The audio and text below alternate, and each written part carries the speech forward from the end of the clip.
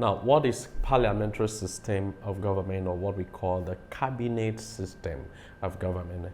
Now, we define it as a system of government where the head of state is different from the head of government, and where there's no clear separation of powers between the legislature and the executive. So what we mean is that in this system, one officer serves as the head of state. Usually it could be the president or the monarch, like what is obtainable in Britain, where you have British monarch as the head of state that performs ceremonial function. On the other hand, you have the head of government, who is usually the prime minister, who serves as the chief executive and head of government.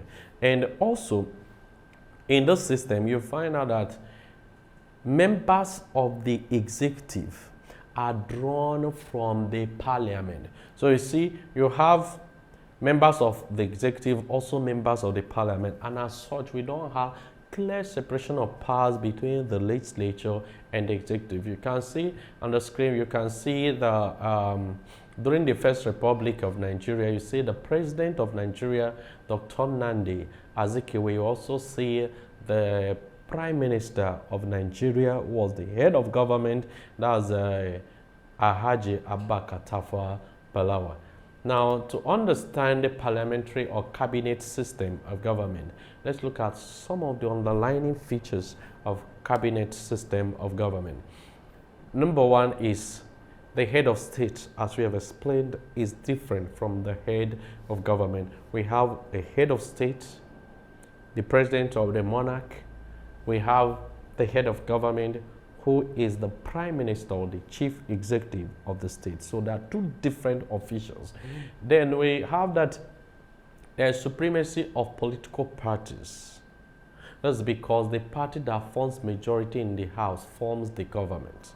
So it's the party that will determine who forms the government. So the electorate does not, or they do not vote the chief executive into power. Is from the party. The leader of the party that has majority seats in the parliament is the person that becomes the head of government.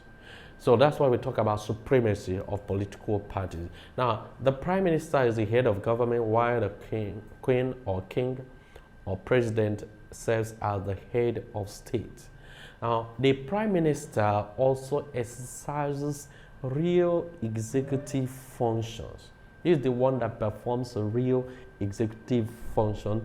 The function of the executive, as we have done previously, are performed by the